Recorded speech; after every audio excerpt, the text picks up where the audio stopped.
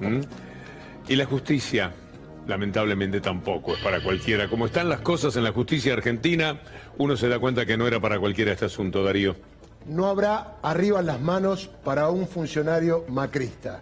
Podemos decir que la Sala Primera finalmente no va a revisar el fallo que, por inexistencia de delito, dictó Rodolfo Canicoba Corral, salvando a alguien que, lo hemos explicado aquí, con Gabriel Morini, tiene una cuenta, esa cuenta no está clara, primero fueron muebles, después un inmueble, está el famoso Odebrecht, que todos ya conocen, y esto no ha podido ser explicado. Pero un dato fundamental, ¿sabe por qué no se va a investigar más a este señor?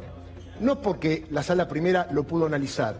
El fiscal de Cámara, Germán Moldes, no mantuvo el registro o el planteo del fiscal Federico Delgado. Es decir, Federico Delgado en su momento apeló, cuando le dan vista a Germán Moldes para sostener el recurso, Germán Moldes dice: yo no estoy de acuerdo con mi fiscal inferior, por lo cual no lo sostengo. Y legalmente, cuando esto no sucede, como no hay ninguna parte querellante, no hay ningún particular, el tribunal está obligado a no seguir con la investigación. Solo permíteme decir que este personaje difícil de calificar, que es Moldes, hizo lo mismo la causa Papel Prensa.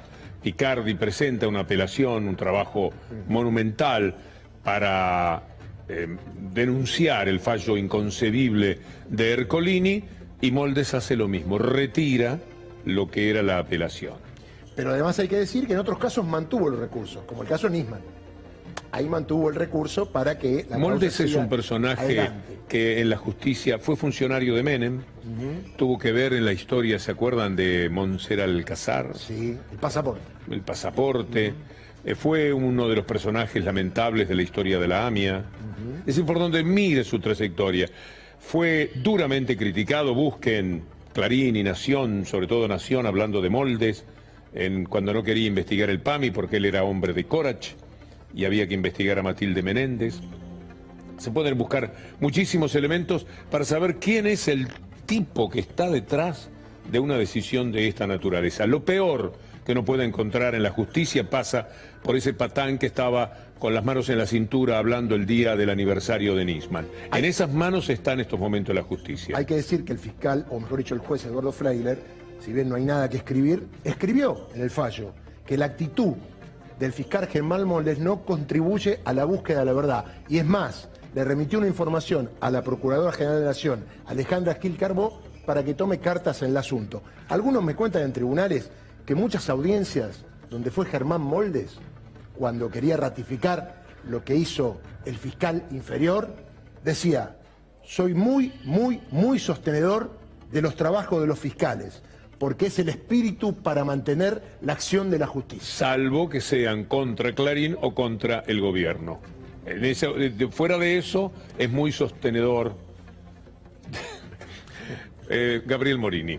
Lo concreto, lo que escribió el fiscal Germán Moldes para desistir de este recurso de apelación que había planteado Federico Delgado, con quien tenía una muy buena relación, e incluso se habían subrogado en su momento, los unía una buena relación, en lo cual puede llegar a ser un quiebre esto al no sostener la apelación. ¿Qué es lo que de alguna manera validó Moldes? Que la investigación estaba ya a esta altura prácticamente concretada. ¿Cómo? Solamente con lo que aportó el propio Gustavo Arribas, el extracto bancario de su cuenta, donde figura que solamente ingresó un pago por $70.000, después se embrolló un poco en cómo lo justificaba, como parte de un inmueble o como muebles de un departamento que había vendido en San Pablo, pero lo concreto es que para el fiscal Moldes, lo que dijo la Unidad de Información Financiera, lo que dijo los propios informes y el hecho de que Arribas no fuese funcionario público al momento de los hechos, no podía constatar absolutamente ninguna de las denuncias ni de las acusaciones que se formulaban. En esto coincidía con el juez Rodolfo Canicoba Corral.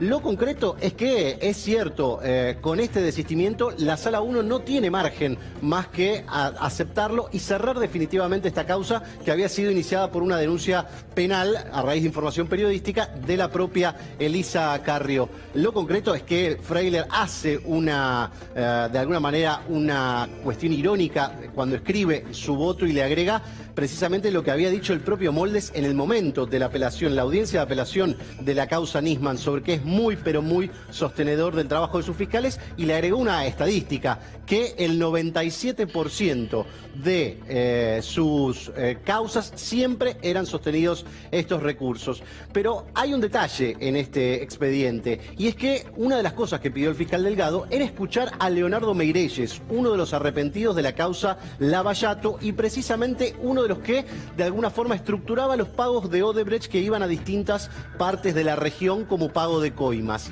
Esa declaración finalmente va a ser ante el propio Delgado el próximo jueves y va a escuchar vía Skype, vía teleconferencia, como se conoce, de la boca de este señor que vamos a ver ahora, el capítulo local de lo que puede llegar a ser el Lava Jato. Este es Leonardo Meirelles. Quantas transações financeiras o senhor chegou a realizar? 4.000. E quanto o senhor movimentou em dinheiro? Algo em torno de 200 milhões de dólares. O senhor era um parceiro de Alberto Youssef ou um laranja de Alberto Youssef? Não sou laranja dele, fui parceiro durante um momento e num segundo momento, perto de 2012, ele se tornou meu sócio nos meus negócios e aí foi até a data da deflagração da Lava Jato. O dinheiro passava pela empresa do senhor, ia para o exterior, voltava para o Brasil. Qual é o caminho do dinheiro?